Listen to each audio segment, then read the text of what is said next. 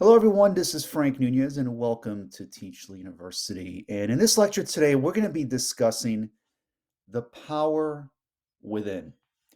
And when I talk about this concept of the power within, it is that all of us have these higher mental faculties, this, these hidden powers that are intangible, though are there, that many of us don't utilize, at least on a consistent basis. But if we become aware of it, and recognize it and allow the higher self to take over in a sense and impress upon the subconscious, this higher intelligence, these mental faculties, what it is that we want to do, and to live in the ideal state now, we can begin to utilize these powers and become the person we've always wanted to be and to transcend and overcome the limitations and challenges that we experience in everyday life.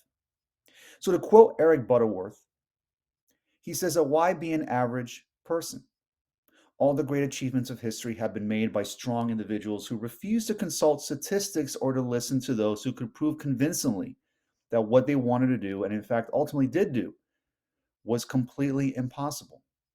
So the term genius, I believe, and I think there's a lot of definitions of genius, but the one that I like to define genius as is when an individual is able to get results without conforming to the conventional wisdom and circumstances in their external environment.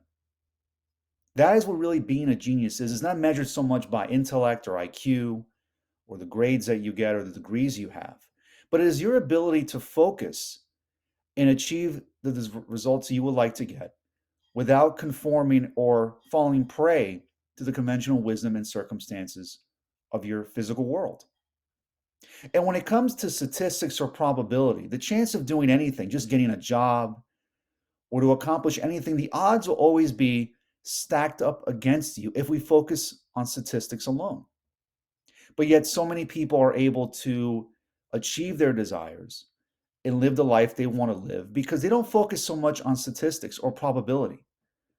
They focus on what they want.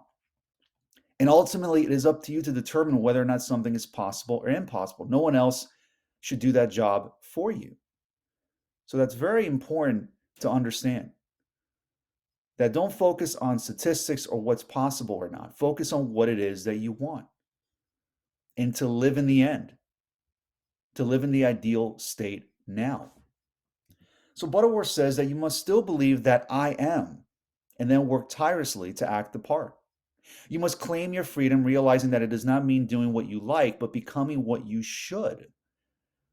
The concept of I am, we see this common theme here, not just with Eric Butterworth and his work, but Neville Goddard and Dr. Joseph Murphy and other books, where when you proclaim that I am, you are stating in the present moment that what you want is already here now. You no longer have to wait to feel empowered, to feel loved, to feel inspired, to feel euphoric. You can feel this way right now. Ultimately, the reason why we want to accomplish something or have something is because it puts us in a specific state. So why wait? And when we experience this separation from where we are to where we want to be, that's where we experience frustration and fear and anger, resentment, jealousy, etc. But when we bridge that gap and we live in the ideal state now, that's when we can recognize and utilize this power within us. And when we utilize this power, all of a sudden the challenges and problems that we've been experiencing most of our lives seem to fade away because we outgrow them. Something that is very important. That's why I'm a big fan of affirmations, taking the time every day, either first thing in the morning or at night, or pretty much any time during the day. You don't have to restrict yourself. Take a couple minutes, close your eyes in a quiet room, preferably, and just declare I am to whatever it is that you desire. I am healthy. I am making all sorts of money through known and unknown ways. I am in loving relationships.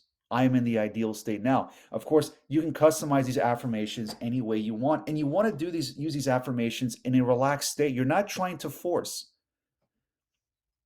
When you're utilizing your inner power, you're not forcing outcomes. You are creating the ideal state and the ideal life now in the present moment. Again, it's important to recognize, and David Hawkins, in his book Power versus Force, discusses this as well, where you're it. When you recognize you have this power within you, that's it. You've accomplished it. Creation is already done because you are recognizing this power that can move worlds to help you achieve what it is that you want to achieve and to live your best life now. So, once again, to quote Butterworth, he says that man is not in the world to set it right, but to see it rightly, and right seen is the passport from illusion to the heaven of accomplishment. If you want to change the world or to be an influence for such a change, you must begin within yourself by changing the way you see the world. Get back to the principle, a whole universe, a whole man. We talked about the concept of universal intelligence, God, energy, nature, whatever you want to call it, and whatever it is that you subscribe to, or words you would like to use to describe this power. The mistake that many of us make is that when we have a problem, we try to work within the problem. We focus solely on our senses or what's happening in our physical reality. But to change whatever it is that we are experiencing in our physical world, we have to first go within. We have to begin impressing upon our higher self, the subconscious. Again, using affirmations, visualizations, and self-awareness as to the ideal state and how we want to live our life. Once we change the inner world, the outer world seems to change. Life reveals itself to you. And suddenly the challenges you've been experiencing for so long fade away. And you start to begin to get the results that you want in your life, in any aspect of your life for that matter, whether your relationships, your health, career, things that you like to do, etc. And you do it with less effort because you're going with the flow. You're in a state of flow or in the zone. Again, you're not trying to force an outcome. This is very, very important. When we try to force negates. And we actually push away what it is that we desire. Utilizing the power within you is by accepting and surrendering to this higher self. And when we surrender and let go, we unleash this energy that's been bottled up within us for so long. And the universe can express itself through us. And once that happens, that is the ultimate form of creation, where suddenly then our life begins to change dramatically in new and profound ways that we never even realized were possible. That's when life gets very exciting. And then we become addicted to this process of creation, where we visualize what we want, we feel it, we affirm it, and we go about our lives. And remember, life is not as linear as we would like for it to be. We don't know necessarily when a desired outcome is going to occur in our physical world. A lot of things have to move in our lives in order for what we want to be brought forth in our physical reality. But by living in the ideal state now, we're no longer living in lack. Rather, we're living in abundance. So when enough people get this training of creation, and develop the ability to see from God consciousness and to project his consciousness by seeing the depth in every experience and dealing with the highest in every man, then we will soon begin to progressively unfold the millennium of heaven on earth. So there's a term, you can make heaven out of hell or hell out of heaven. It's all about what we are consistently thinking about and what we focus on a consistent basis. And if we focus on what it is that we want, and this takes work because we live in a time where there's a lot of distractions from our cell phones, social media, the 24-hour news cycle, a lot of negativity from even friends and family and people who we care about and may care about us, but don't necessarily have our best intentions at heart. It is focusing on what we want and not concern ourselves with the how, but more importantly, the why. This is something Tony Robbins discusses in his book, Unlimited Power and Awakening the Giant Within. It's not enough to want something, but we have to ask ourselves the important question as to why. Why is it that we want, say, a certain amount of money, a relationship, or whatever it is that we want? Why? And when we ask ourselves this question and we get the answer usually is because it makes us feel a certain way. Or to put it another way, we ask ourselves why we want something because we have to give ourselves enough compelling reasons for this specific desire. If we don't give ourselves enough compelling reasons to inspire us to focus on this desired result, then it's unlikely we'll achieve it.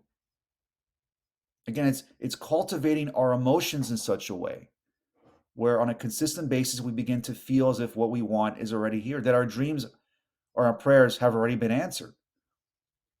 Not easy to do. It does require work. Again, you cannot get something for nothing. You do have to put in work in this process, but it is well worth it. And like any skill, once you master it, life becomes an endless state of flow and bliss. So the genius does not differ from others in their access to the light within, only in their confident acceptance of its natural outstreaming. So I've discussed the definition of genius. Genius being an individual who is able to get things done and to focus on what they want without being influenced or deterred from their physical reality. That is true genius. It's not measured by IQ, grades, the amount of degrees you have, etc. It's thinking in a certain way, as Wallace D. Wattles says in his book, The Science of Getting Rich. That the wealthy and the successful, they're not much different than you and I, but they think in a certain way. Thinking in a certain way, then, can produce results. The term thoughts become things comes to mind when I discussing this topic. So you can become what you really desire because your divine potential, or as Paul will call it, the Christ is within you always. Not some of the time, not if you take a class and acquire more knowledge. Human potential studies don't put potentiality in anyone, but they help you to understand the potential that is always present. You can become what you really desire to be, not because of some divine intervention, not because of some newfangled metaphysical system you're going to learn, not because someone puts his hands upon you and works some spiritual magic. You can do this because your divine potential, the Christ of you, is always present within you, as the allness of the infinite process expressing as you. This is an important principle by which you can deal with life. This power that has been within us has always been there, whether we recognize it or not, and it is always operating, whether we realize it or not.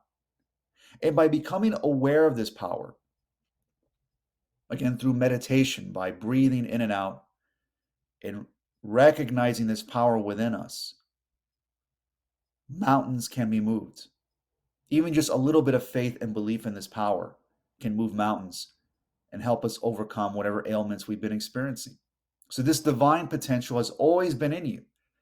And you don't need the help of a guru or even a book or anything for that matter to give you permission to use this power. It is simply recognizing that this power has always been within you. And by recognizing this power, then, you can play around with it and use it to make any sort of change in your life. It is the potentiality that has always been in you. And this is exciting because once you recognize this power, no longer do you feel like a victim of circumstance. You become a creator because of recognizing this power. Just observation and awareness alone can be extremely transformative in many positive ways. So the quote Robert Greene from his book, The 48 Laws of Power, it's a great book. I recommend you read. He says, if you are unsure of a course of action, do not attempt it. Your doubts and hesitations will infect your execution. Timidity is dangerous. Better to enter with boldness. Any mistakes you commit through audacity are easily corrected with more audacity. Everyone admires the bold, no one honors the timid. Utilizing this power through observation, then, it is to make a decision and decide what it is that you want and take some sort of action in the direction of where it is we want to go. Now, it's important when I say action, this action must be congruent with what it is that you desire and what you want. What creates so much stress and anxiety and fear is when we try to force outcomes. And sometimes the best action we can take is not to take any sort of action at all. We have to listen to our intuition or our higher self and listen to that voice so that we can know what it is to do next. And that takes time because we live in a time now where this hustle culture, where we always feel like we have to be busy all the time.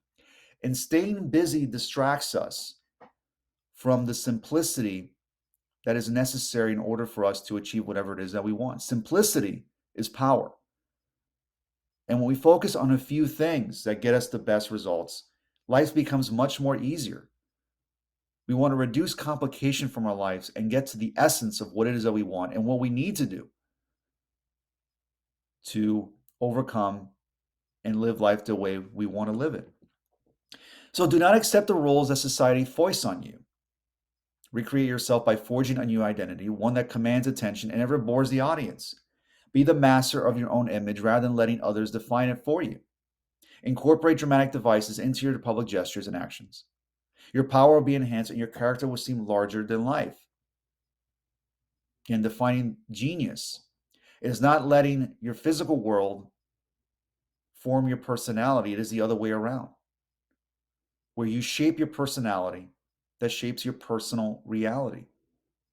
And to not be afraid to be your authentic self. And that is the pinnacle of human experience and creation, is when you are being your authentic self. You're no longer at bay of what other people think of you. And that is another definition of genius, is that when you're being your authentic self, and when you're being who you really are, and you're listening to your intuition, you cultivate that. The actions you take seem effortless because they're what you really want to do. And by being your authentic self, people will see that and respect that. And being unafraid to express yourself and say what you really feel. Even if what you're feeling is negative in nature, it's okay to listen to our negative emotions. Negative emotions are just as powerful as positive ones. Because through negative emotions, through negative emotions, we can recognize and become aware of what it is that we really want. And we can unleash this bottled up energy that has been stored within us for a long time, and we can express ourselves, and the universe can express ourselves through us. So then you must make certain to give your subconscious, and this is quoting Dr. Joseph Murphy from his book, The Power of Your Subconscious Mind. You must make certain to give your subconscious only suggestions which heal, bless, elevate, and inspire you in all your ways. Remember that your subconscious mind cannot take a joke. It takes you at your word. The subconscious, the higher self, most of our behaviors go completely underneath our awareness or are totally subconscious. So if we are to change our personality, we must impress upon the subconscious and affirm suggestions of bliss, of success, of abundance, of love, etc. And we could be as broad and as specific as we want. But we must be very vigilant of what content we are exposing ourselves to on a consistent basis, because whether we realize it or not, this content can influence the subconscious and it can influence our behaviors, whether we realize it or not. So we must stand guard at the gate. The conscious mind is a guard that protects the subconscious, and we can accept or reject whatever content we are exposed to. Again, that's the importance of being self-aware. And that is really utilizing this power within us, is being vigilant and deciding what to accept or reject that is impressed on the subconscious. And once we utilize this power and harness this skill, we can form and shape our personality that can ultimately shape our personal reality. And that is really how we can utilize this power within us that can move mountains and improve our lives for the better. So thank you so much for listening to this lecture. And I'll see you next time. Take care.